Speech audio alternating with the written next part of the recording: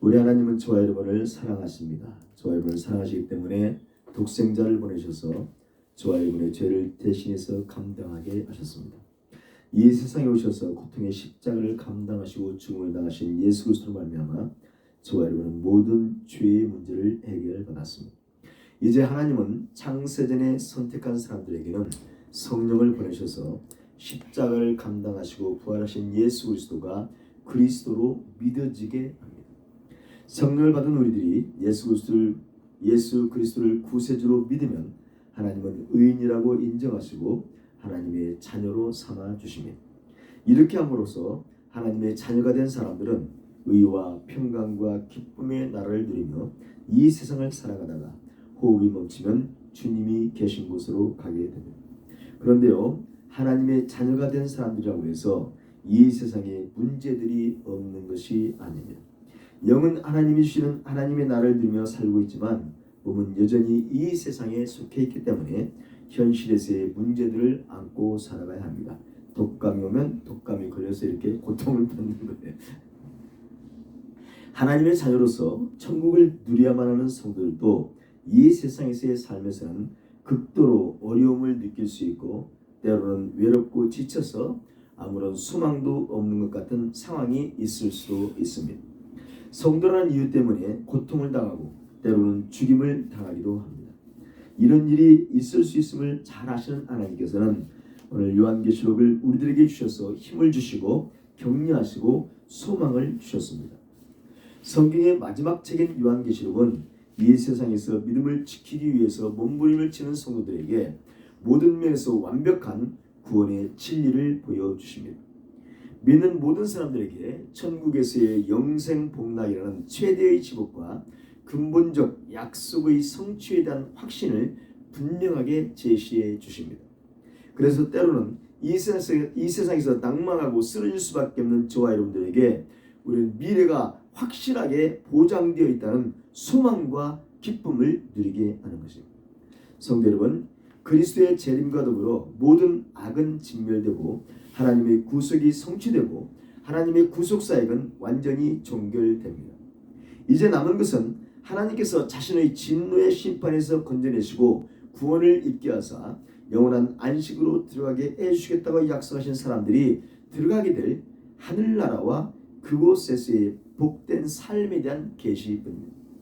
오늘 보면 1절로 2절은 새하늘과 새 땅, 그 새하늘과 새 땅 안에 있는 새 예루살렘 성을 분명하게 보여줍니다. 또한 3절과 4절에서는 새하늘과 새 땅에서의 성도들이 어떤 복의 삶을 살게 되는지를 설명합니다. 그리고 5절로 8절에서는 만물의 경신과 함께 이루어질 성도와 악의 영원한 분리에 대해서 계시하시고 있습니다.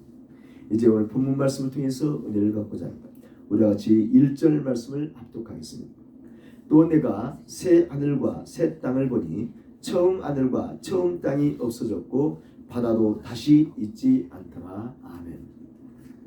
천년 왕국이 끝나고 잠깐 뇌게 될 사탄을 다시 붙잡아서 사탄을 따르던 무리와 함께 영원히 유황불 못에 집어 던져버리시고 만왕의 왕이신 예수님께서 마지막 백보자 심판을 집행하신 이후 성도들은 새하늘과 새 땅을 보게 됩니다. 이미 처음 하늘과 처음 땅은 없어져 버렸고 바다도 다시 있지 않게 됩니다. 그러면 여기서 사라지게 될 처음 하늘과 처음 땅과 바다는 무엇을 말합니까? 처음 하늘과 처음 땅과 바다는 지금 우리가 살고 있는 지구를 포함한 현재의 우주 전체입니다. 현재의 하늘과 땅도 참으로 아름답지요. 하지만 하나님께서는 장차 마지막 심판이 끝나는 날 지금의 하늘과 땅과 바다를 소멸하시고 대신 새 하늘과 새 땅이 있게 하실 것이라고 말씀합니다. 그런데 이것은 이미 성경에 다 예언되어 있습니다. 시편 102편 26절에서 다윗왕은 이렇게 고백합니다. 천지는 없어지려니와 주는 영존하시겠고 그것들은 다 옷같이 낡으리니 의복같이 바꾸시면 바뀌게 된다라고 말씀하고 있습니다. 또 하나님은 이사야 선지자에게도 이미 보여주셨지요. 하나님께서는 이사야서 65장 17절에서 보라 내가 새하늘과 새 땅을 창조하나니 이전 것은 기억되거나 마음에 생각나지 아니할 것이라고 이미 선언하시고 있습니다. 이것뿐입니까? 예수님의 수제자인 베드로 사도도 베드로후서 3장 12절로 13절에서 선언합니다. 베드로후서 3장 12절로 13절입니다. 하나님의 날이 임하기를 바라보고 간절히 사모하라. 그날에 하늘이 불에 타서 풀어지고 물질이 뜨거운 불에 녹아지려니와 우리는 그의 약속대로 의가 있는 곳인 새 하늘과 새 땅을 바라보도다라고 말씀하고 있습니다. 할렐루야. 베드로 사도도 현재의 세상은 불타 없어지고 하나님이 만드신 새 하늘과 새 땅이 다가오는 것을 분명하게 보고 있습니다. 성도 여러분, 세상은 성경 말씀대로 마지막을 향해서 가고 있습니다. 하지만 여러분, 믿지 않는 사람들에게는 종말이지만 믿음의 사람들에게는 새로운 시작이 이루어지는 것입니다. 그러니 믿음을 지키고만 있으면 아무런 두려움 없이 소망을 가지고 오늘을 기쁨으로 살아갈 수 있게 되는 것입니다. 하나님은 이 세상이 죄로 말미암아 하나님의 심판을 받아 멸망하고 새로운 시작이 있을 것을 미리 말씀하십니다. 하나님은 결코 지금 이 세상이 영원할 것이라고 말씀하지 않습니다. 그런데 믿지 않는 사람들은 이 세상이 영원할 것처럼 생각하고 그렇게 믿고 살아가고 있습니다. 지금 이 세상의 역사는 언젠가는 종말이 오게 되어 있습니다. 왜요? 창조주께서 그렇게 계획하셨고 또 섭리하시며 진행하시고 있기 때문입니다. 대체 하나님은 이 세상을 아름답게 선하게 보기 좋게 토부하게 창조하셨어요. 하지만 세상에는 사탄의 속임수에 속은 인간의 불순종으로 말미암아 죄가 유입되었습니다. 그로 말미암아 이 세상은 하나님의 심판을 받아 멸망할 수밖에 없게 되었습니다. 이 상황에서 우리 하나님은 우리 인간을 불쌍히 여기시고 이 세상을 즉각 심판해서 멸망시키는 대신 당신의 독생자이신 예수 그리스도를 통한 인류 구원 계획을 세우셨고 당신의 택한 백성들이 예수 그리스도를 통해 모두 구원 얻는 종말의 때까지 이 세상에 대한 심판을 유보하셨습니다. 그러므로 하나님께서는 창세전에 선택한 백성들이 예수 그리스도를 믿고 구원을 얻게 되면 이 세상을 심판하시고 멸망시키는 겁니다. 이것이 저와 여러분들이 가져야 하는 세계관이며 성경의 진리입니다. 지금 우리가 살고 있는 세상은 영원한 것이 아닙니다. 현재의 세상이 아무리 우리 눈에 좋게 보인다고 할지라도 또한 영원한 것처럼 보일지라도 이 모든 것은 장차 사라질 것에 불과합니다. 그런데 하나님께서 현 우주를 소멸하시고 새 하늘과 새 땅을 조성하시는 데는 분명한 이유, 분명한 원인이 있습니다. 그 이유, 그 원인이 무엇일까? 인간의 죄입니다. 현 우주는 인간의 죄로 말미암아 오염되어서 창조 당시의 질서를 상실해 버렸습니다. 그래서 하나님이 백성의 살기에는 적합하지 않은 곳이 되어 있습니다. 하나님께서 이 세상을 처음 창조하셨을 때만 해도 이 세상은 지금과는 비교할 수 없을 정도로 복되고 살기 좋은 곳이었습니다. 인간이 노동을 심하게 하지 않아도 각종 아름다운 식물을 였습니다. 생명나무 과실에 있어 인간은 그것을 먹고 영생할 수 있었습니다. 그러나 인간이 불순종하는 범죄로 말미암아 모든 것이 달라졌습니다. 땅은 가시덤불과 엉겅퀴를 내게 되었고 인간은 땅을 갈고 노동을 해야 먹을 것이 주어졌습니다. 자연계에도 약육강식과 적자 생존의 법칙이 지배하게 됐습니다. 거기에다가 이 땅에는 온갖 질병이 들어오게 됐습니다. 창조 때의 아름다움은 사라지고 이 땅은 파괴적으로 점점 변해가고 있습니다. 그래서 로마서 8장 20절 22절은 피조물도 함께 탄식하며 함께 고통을 겪고 있다고 말씀하고 있습니다. 지금의 세계가 아름답게 보이는 것은 사실입니다. 하지만 하나님은 어쩔 수 없이 현 우주를 소멸하시고 새 하늘과 새 땅을 새롭게 조성하십니다.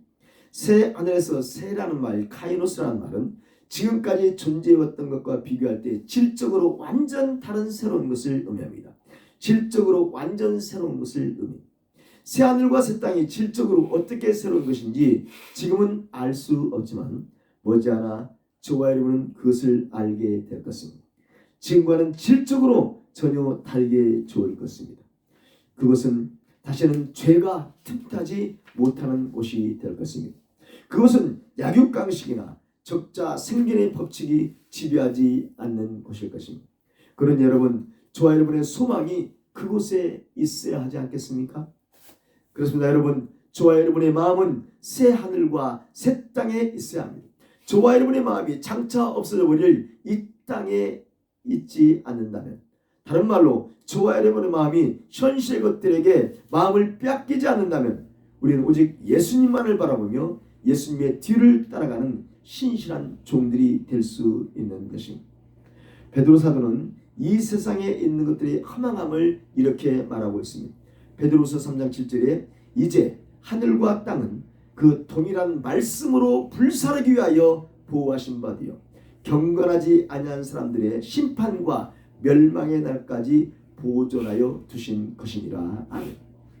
우리 주님이 재림하셔서 천년왕국이 이루어지고 그 천년왕국이 끝나고 마지막 백보자 심판에서 심판이 끝나고 나면 지금 이 세상은 불에 풀어지고 새하늘과 새 땅이 임하게 됩니다.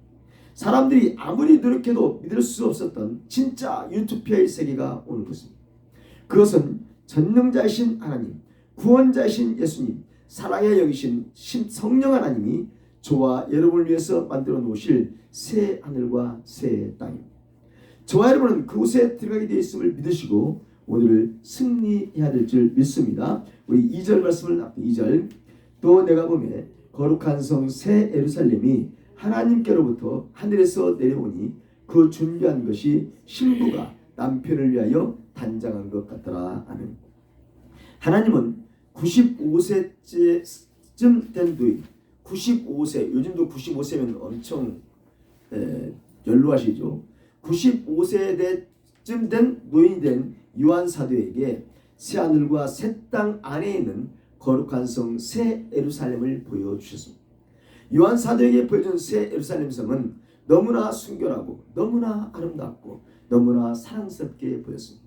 마치 신랑을 맞이하기 위해서 최고로 멋을 부려 꾸미고 장식한 신부의 모습 같았습니다.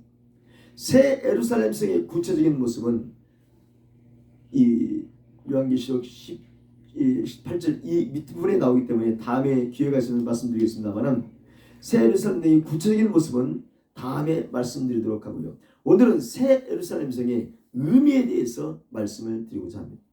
원래 예루살렘은 이스라엘 백성들에게 종교, 사회, 정치, 문화의 중심지, 무엇보다도 여호와 하나님을 섬기는 성전이 예루살렘에 있었기 때문에 영적으로는 천국을 예루살렘 성이라고 불렀습니다.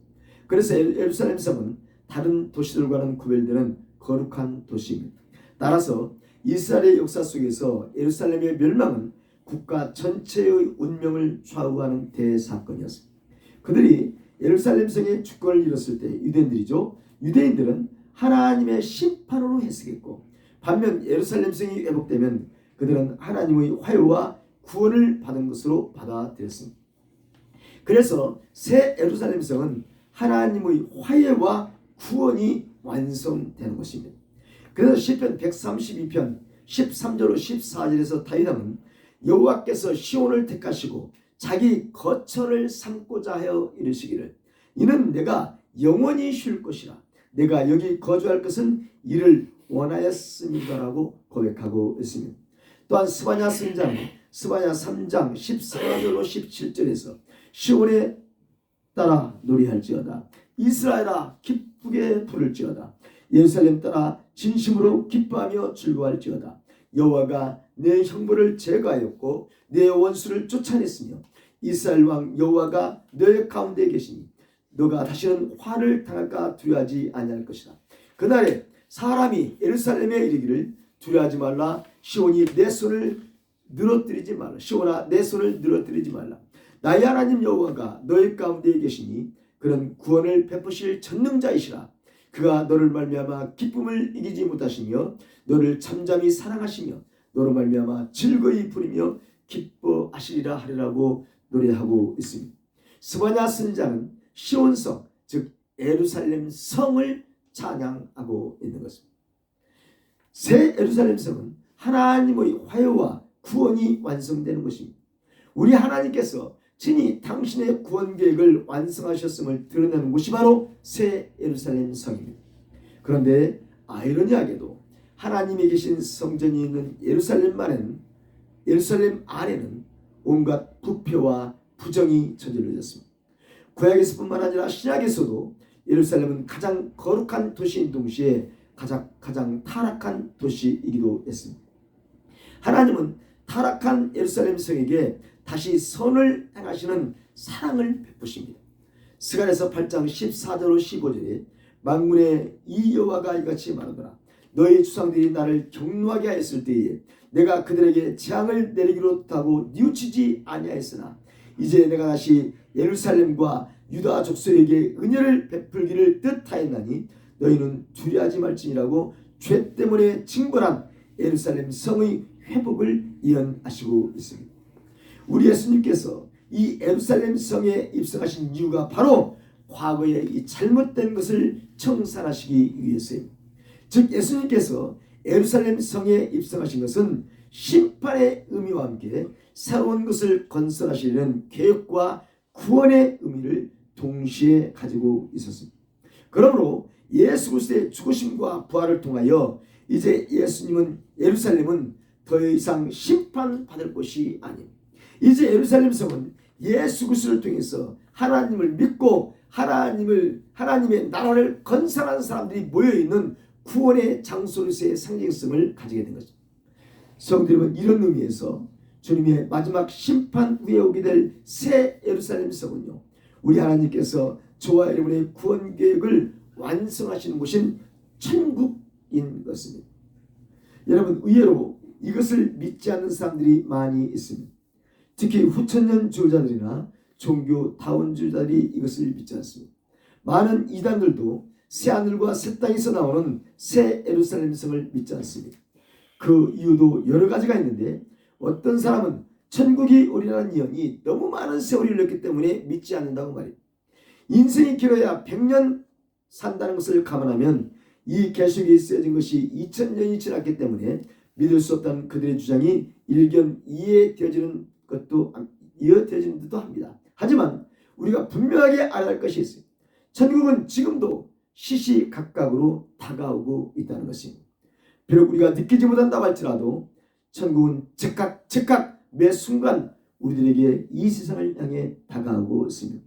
이것을 잘 알고 있는 베드로 사도는 말씀합니다. 베드로서 3장 8절로 9절이죠. 사랑하는 자들아, 죽게는 하루가 1000년 같고 1000년이 하루 같다는 이 한 가지를 잊지 말라. 주의 약속은 어떤 이들이 더디다고 생각하는 것 같이 더딘 것이 아니라 오직 주께서는 너희를 대하여 오래 참으사 아무도 멸망하지 아니하고 다 회개하기에 이르기를 원하시느니라. 아멘. 천국이 올 때를 기다리는 그 시간이 우리들에게는 긴 세월 같지만 하나님께는 한순간에 불과합니다. 다른 말로 말하면 우리들의 눈에는 천국이 오지 않는 것처럼 보일지 모르지만 사실 천국은 우리의 문 밖에 와 있는지도 모른다는 사실입니다. 그러므로 천국은 오지 않을 거야 라고 말하거나 천국이 오려면 아주 멀리 있으니 너희 마음대로 살아도 돼 라고 하는 이단들의 말에 귀를 기울이지 말아야 됩니다. 이미 세례요한은 회개하라 천국이 가까이 왔느니라고 선언했습니다. 또한 예수님께서도 공사에게 첫 말씀이 회개하라 천국이 가까이 왔느니라는 선언이셨습니다. 마태복음 3장 2절, 마태복음 4장 17절입니다. 또한 사도 요한도 지상의 모든 교회에게 회개하라고 요한계시록 2장과 3장에서 계속해서 선포하시고 있습니다. 오늘도 이 말씀을 듣고 있는 저와 여러분 모두는요, 천국인 새하늘과 새 땅은 지금도 오고 있다는 각성된 마음의 자세를 가지고 늘 천국에 입성할 준비를 하면서 우리는 이 세상을 살아가야 하겠습니다. 우리 3절 말씀을 납독합니다. 3절, 내가 들으니 보좌에서 큰 음성이 나서 이르되 보라, 하나님의 장막이 사람들과 함께 있으며 하나님이 그들과 함께 계시니 그들은 하나님의 백성이 되고 하나님은 친히 그들과 함께 계셔서 모든 눈물을 그 눈에서 닦아주시니 다시는 사망이 없고 애통하는 것이나 곡하는 것이나 아픈 것이 다시 있지 아니하리니 처음 것들이 다 지나갔음이로라. 아멘. 새 하늘과 새 땅 가운데는 황홀한 모습의 새 예루살렘 성을 보며 감탄하고 있는 요한 사도에게 하늘 보좌로부터 큰 음성이 들려왔습니다. 요한아, 보거라. 여호와 하나님의 장막인 거처가 사람들과 함께 있을 것이다.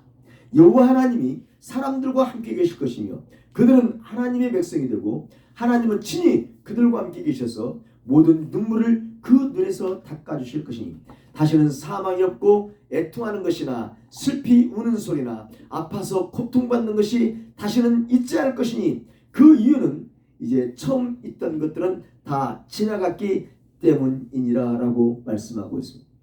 오늘 요한 사도가 들었던 이 말씀이 저와 여러분들에게도 들려주시기를 소원합니다. 우리들에게 중요한 것은 눈으로 보는 것도 중요하지만 듣는 것이 더 중요할지도 모릅니다. 하나님께서는 눈에 보이는 세상의 절망 속에서 눈에 보이지 않는 희망의 메시지를 저와 여러분들에게 분명하게 들려주시고 있습니다. 이 죄악된 세상을 이기고 미래에 도래해야 할 하나님의 나라를 소망할 수 있는 것도 우리를 향해 들려주시는 이 하나님의 소망의 말씀이 분명히 있기 때문 아니겠습니까? 소망의 말씀을 듣는 자가 복종하게 됩니다. 누구보다도 하나님의 말씀을 듣기를 원했던 선지자가 바로 에레미야였습니다. 왜요? 말씀을 들어야 복을 누릴 수 있게 되기 때문입니다.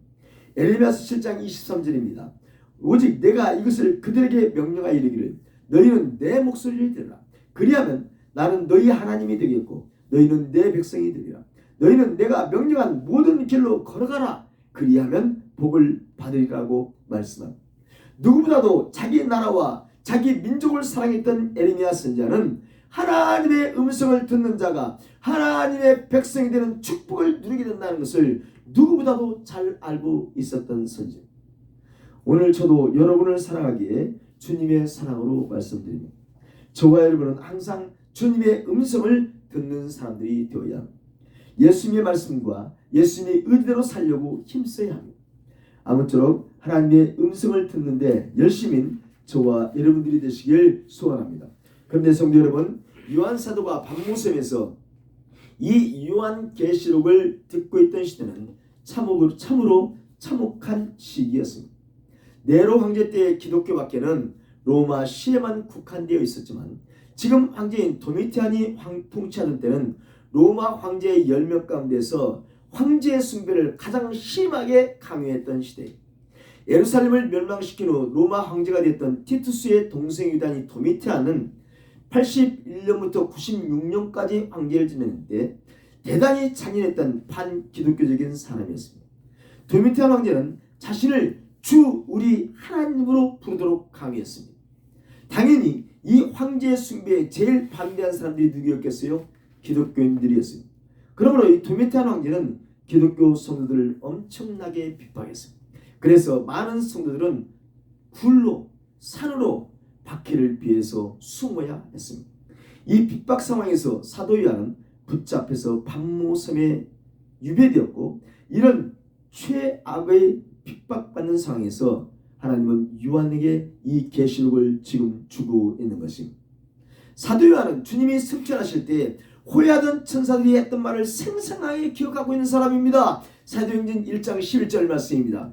갈릴리 사람들아 어찌하여 서서 하늘을 쳐다보고 있느냐? 너희 가운데서 하늘로 올려주신 이 예수는 하늘로 가심을 본 그대로 다시 오리라고 분명한 했던 그 천사들의 소리를 사도 요한은 기억하고 있는 사도입니다.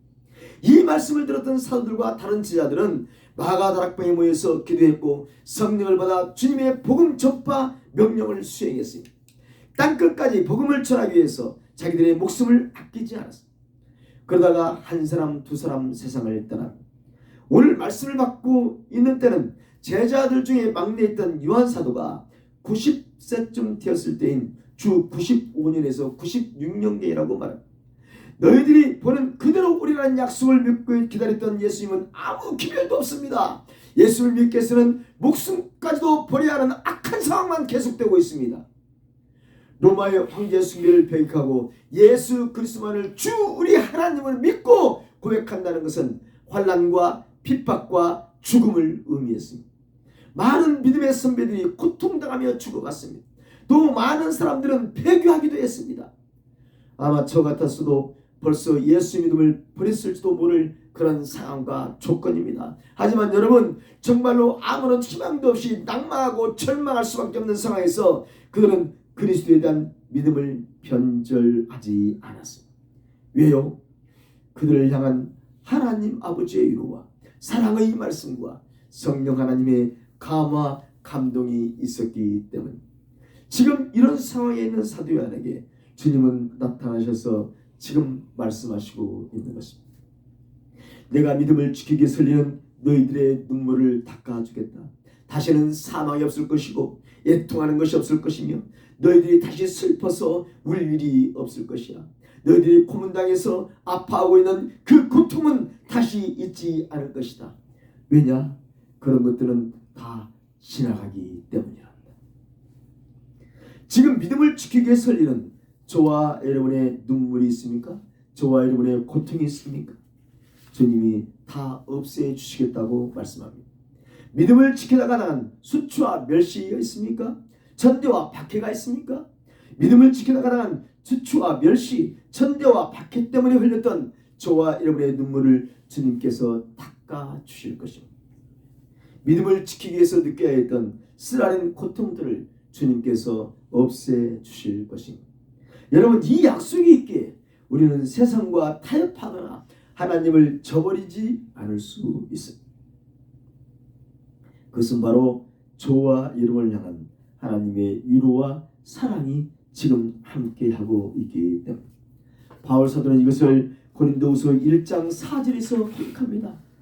우리의 모든 환난 중에서 우리를 위로하사 우리로 하여금 하나님께 받는 위로로서 모든 환난 중에 있는 자들을 능히 위로하게 하시는 이시로다. 오늘 말씀을 통해서 주시는 하나님의 위로를 받으시고 주님이 주시는 위로로서 모든 환난 중에 있는 다른 성도들을 위로하시는 저와 여러분들이 되시길 바랍니다. 우리 5절 말씀을 합독하겠습니다. 5절. 보좌에 앉으신 이가 이르시되 보라 내가 만물을 새롭게 하리라 하시고 또 이르시되 이 말은 신실하고 참되니 기록하라 하시고 아멘. 만물의 최종 심판을 마치신 여호와 하나님께서 만왕의 왕의 보좌에서 말씀하시고 있습니다. 보라 내가 만물을 새롭게 한다. 보라 내가 만물을 새롭게 한다.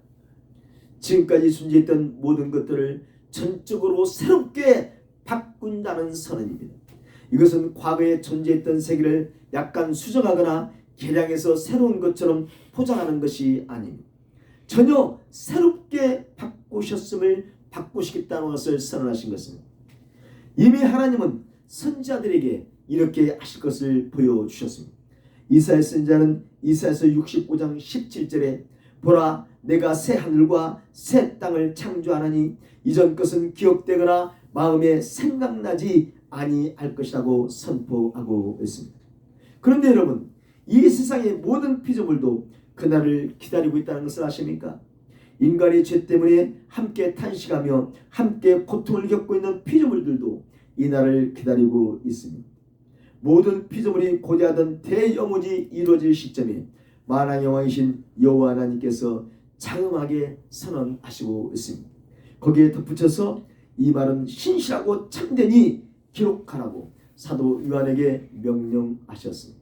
이 말씀은 하나님이 하신 말씀이 아니고 아마 천사가 했을 것이라고 성경학자들은 얘기하는 사람도 있습니다. 어쨌든 이 말씀은 신실하고 참됨으로 우리 모두는 새하늘과 새 땅이 오게 된다는 것을 반드시 믿어야 합니다.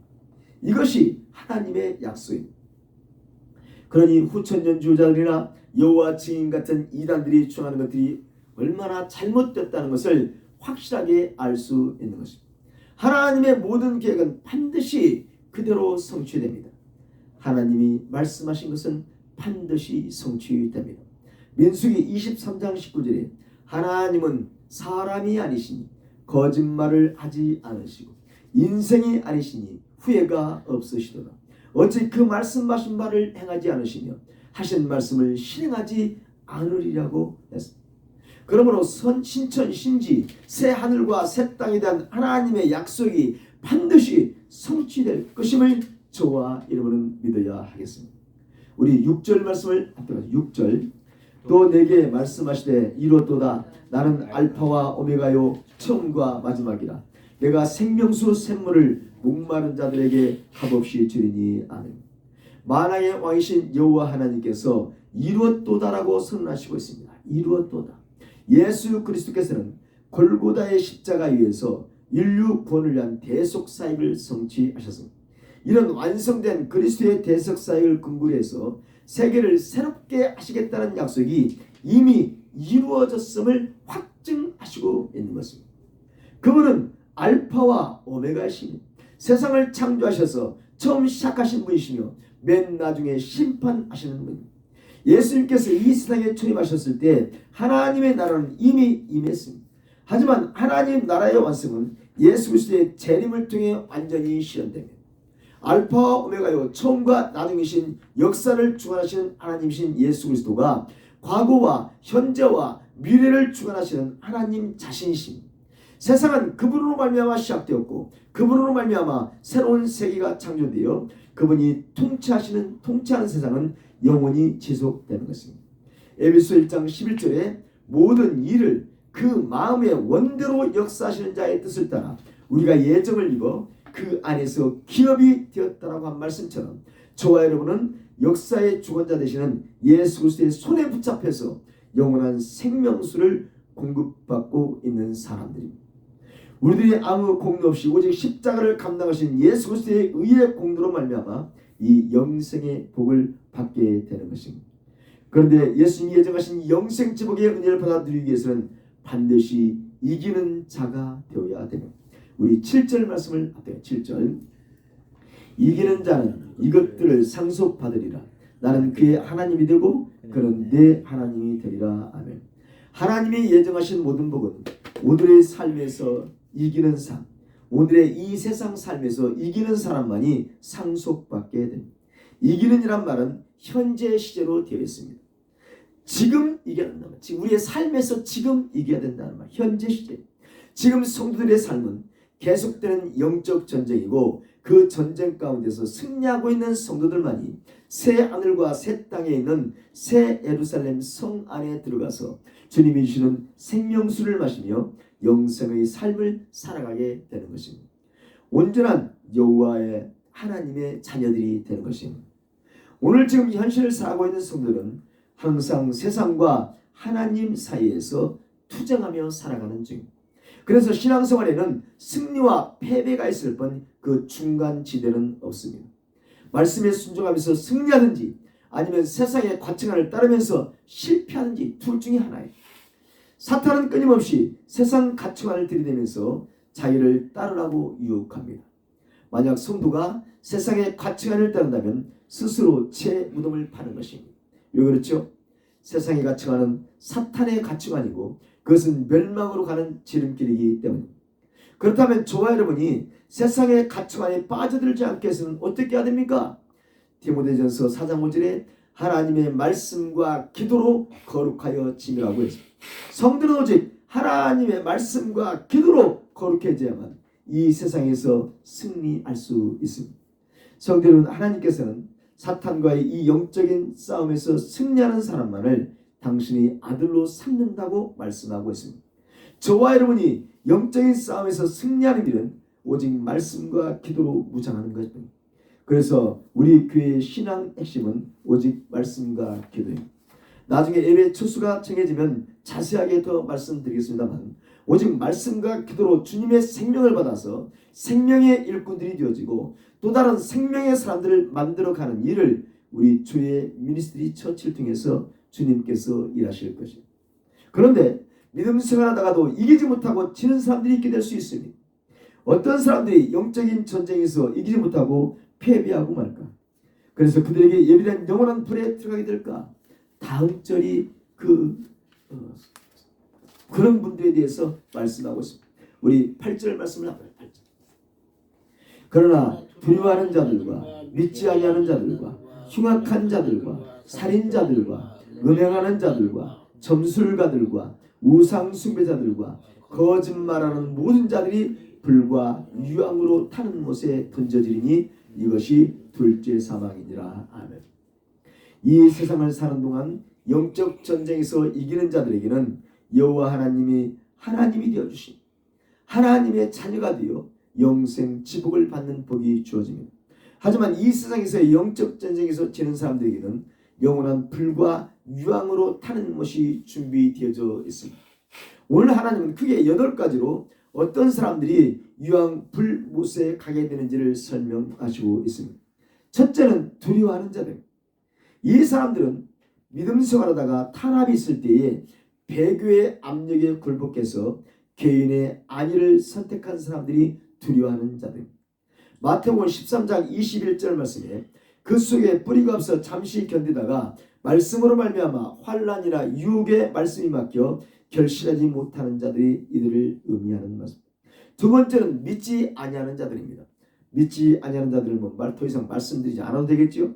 세 번째는 흉악한 자들. 흉악한 자들은 가증스러운 행위를 해서 더럽혀진 사람들을 말합니다. 디도서 1장 16절에 그들이 하나님을 시인하나 행위로는 부인하니 가증한 자요 복종하지 아니하는 자요 모든 선한 일을 버리는 자니라고 했습니다. 흉악한 사람들은 말로는 하나님을 믿는다고 하면서도 행함으로 하지 않는 사람들이 흉악한 사람들입니다. 네 번째는 살인자들입니다. 이 사람들은 하나님만이 주관하실 수 있는 인간의 생명을 자유로 해친 사람들이 살인자들입니다. 다섯 번째는 행음자들입니다. 이 사람들은 하나님이 주신 거룩한 몸을 성적으로 더럽힌 자들. 여섯 번째는 술객들입니다. 술객들은 마술사를 말합니다. 마술의 힘으로 사람들을 현혹시켜서 죄를 짓게 하는 사람들을 말합니다. 일곱 번째는 우상 숭배자들입니다. 우상 숭배자들은 하나님께만 돌려야 할 영광과 경배를 짐승 사탄에게 돌리는 사람들입니다. 마지막 여덟 번째는 거짓말하는 모든 사람들입니다. 거짓말하는 자들은 자신의 양심을 속여서 입을 벌려 말을 하고 몸으로 행동하는 사람들이 거짓말하는 사람입니다. 예수님은 요한복음 8장 44절에서 너희는 너희 아비 마귀에게서 났으니 너희 아비의 욕심대로 너희도 행하고자 하느니라. 그는 처음부터 살인한 자요 진리가 그 속에 없으므로 진리에 서지 못하고 거짓을 말할 때마다 제 것으로 말하느니 이는 그가 거짓말쟁이요 거짓의 아비가 되었다라고 말씀하셨습니다. 결국 영적 전쟁에서 거짓의 아비인 사탄에게 속한 사람들은 유황 불못에 들어가게 되는 것입니다. 저와 여러분은 이 하나님의 진노에서 벗어난 사람들입니다. 로마서 5장 9절입니다. 그러면 이제 우리가 그 피를 인하여 의롭다 하심을 얻었은즉 더욱 그로 말미암아 진노하심에서 구원을 얻을 것이니. 아멘. 여러분, 우리는 우리의 신앙의 근본이신 예수 그리스도만을 더욱 붙잡아야 합니다. 예수 그리스도를 구주로 붙잡고 있는 저와 여러분은 결코 둘째 사망에 처해지지 않습니다.